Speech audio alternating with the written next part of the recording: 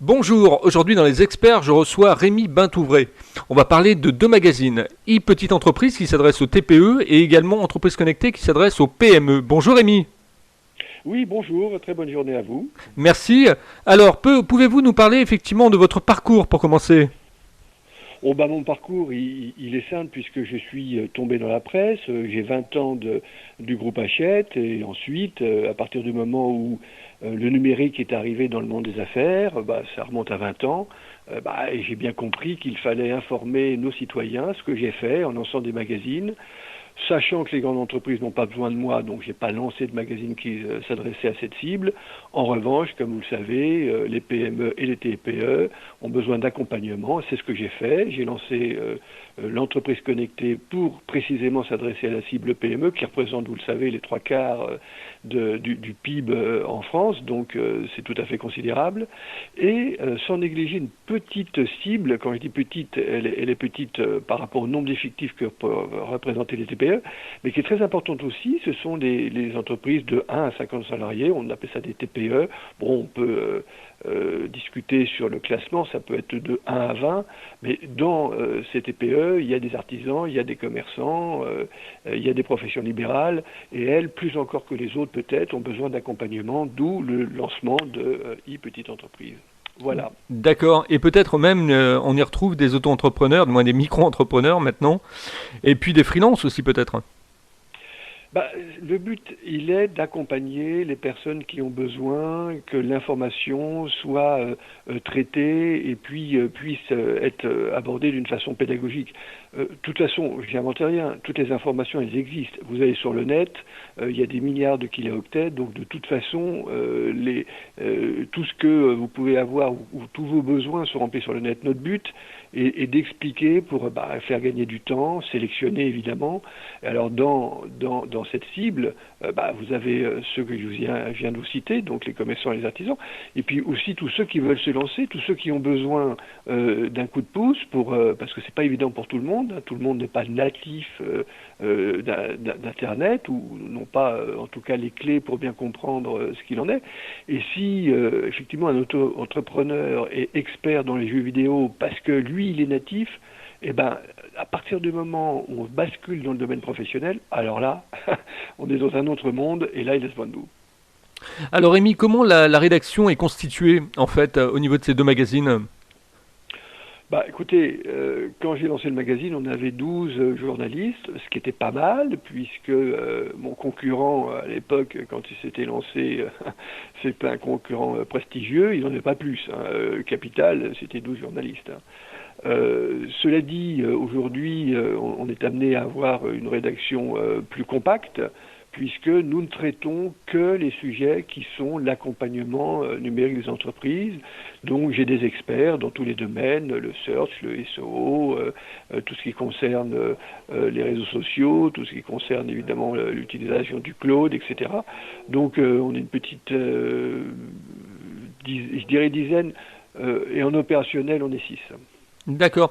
Vous faites appel également à des entrepreneurs des fois qui peuvent donner leur point de vue ou pas au niveau de la rédaction. Je parle au niveau de la Alors, rédaction. Hein. si si je voulais un peu de flagornerie, j'hésiterais pas à dire que j'ai inventé il y a 20 ans le genre littéraire que représente à la fois l'information donnée par la description d'une solution, et là j'ai un ton pédagogique, à la fois une large parole aux fournisseurs, donc à ceux qui fournissent les logiciels, et en effet, vous avez raison, une large parole aux utilisateurs, parce que c'est ce qui manque dans la pédagogie pour accompagner les entreprises.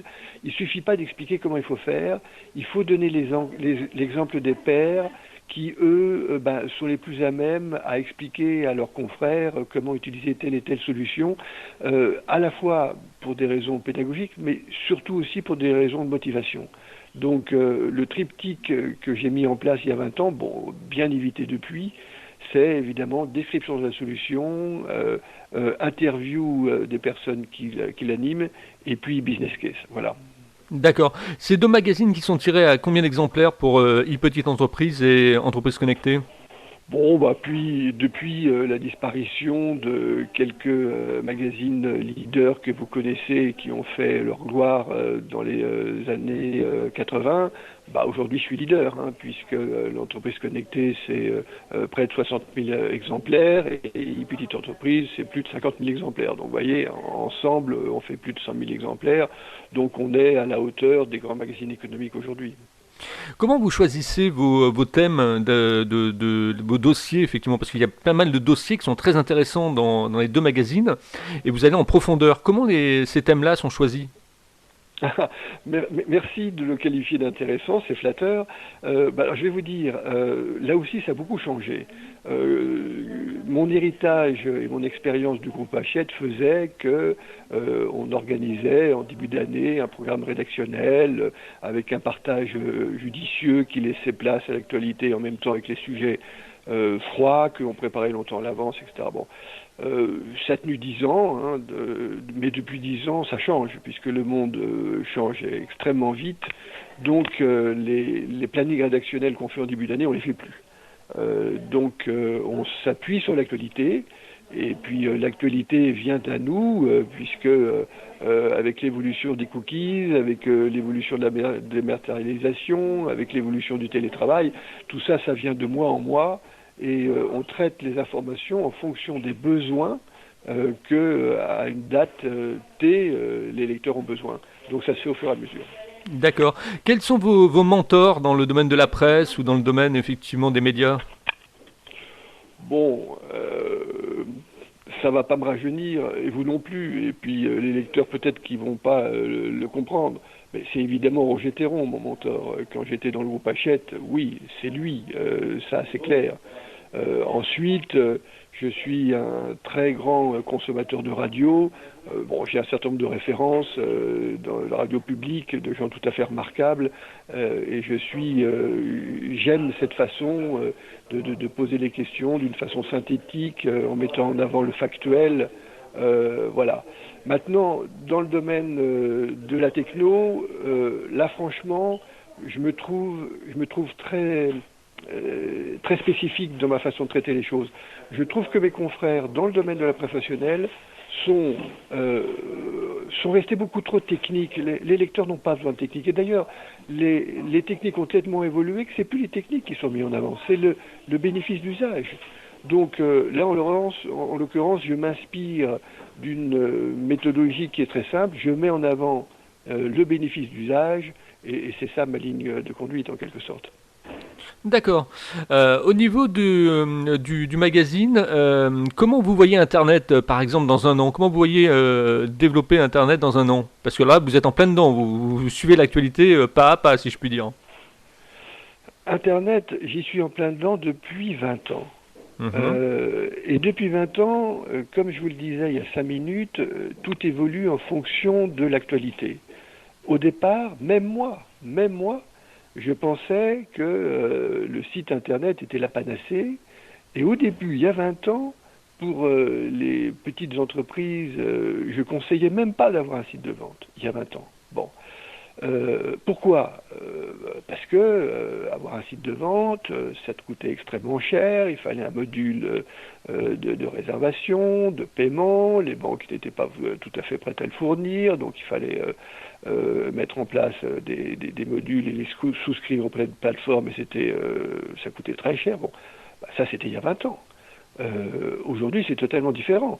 Aujourd'hui, précisément, une petite entreprise se branche sur une plateforme, ça peut être un boulanger, un artisan, il peut vendre en ligne, du jour au lendemain, quasiment, sans avoir d'expertise. Donc, pour moi, Internet va descendre petit à petit, et ça se fait lentement, parce que les natifs d'Internet, petit à petit, vont tant être un boulanger, tant être un boucher, tant être une petite boîte. Bon, petit à petit, seront de plus en plus à l'aise et pourront faire vivre ce que moi j'estime être le duo gagnant du digital, c'est-à-dire d'être multicanal, à la fois sur le net et à la fois sur le canal physique.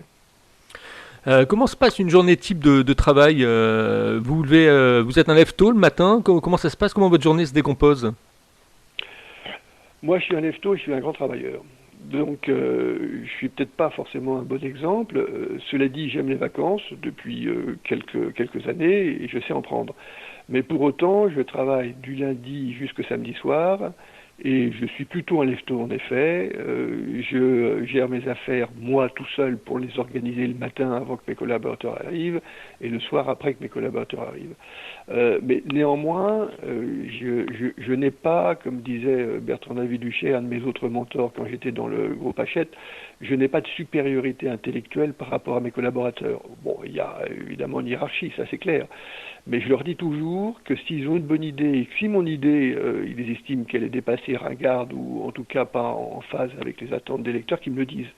Et donc, je joue de ce fait-là l'interactivité, et ensemble, on peut donc choisir les meilleurs sujets, les traiter, les améliorer, les modifier, les rendre plus performants.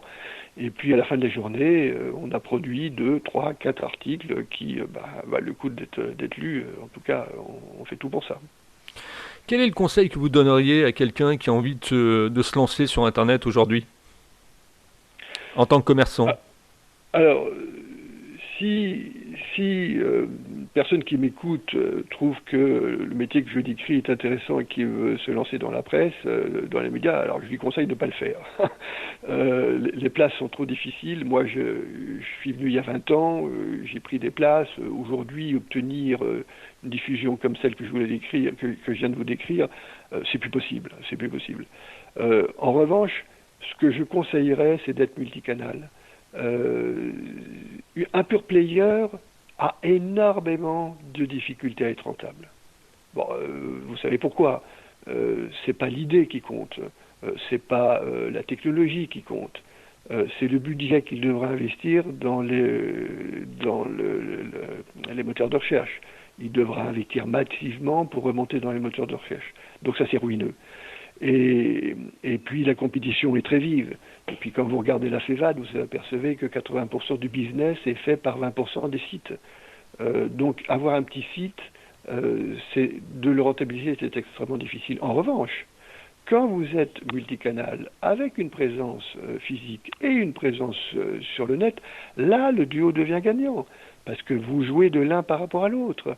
Vous servez de l'Internet comme média d'information pour attirer des clients qui vont venir soit acheter sur votre site ou soit venir dans votre boutique. Le web to shop fonctionne avec le net. Le click and collect fonctionne quand vous avez un magasin physique. Il y a même des magasins qui sont obligés qui sont en rupture de stock aujourd'hui, qui sont obligés de lever le pied avec le click and collect, puisque dans la période que l'on vit, c'est évidemment un mode de consommation qui est très prisé. Donc mon conseil, c'est de réfléchir tout de suite à une formation duale et non pas de choisir l'un ou l'autre. Je sais bien que les jeunes se disent, bon, je vais me lancer sur Internet. Attention, les places sont prises. D'abord, mon conseil, c'est de passer par une plateforme, c'est de ne pas être tout seul, premier conseil.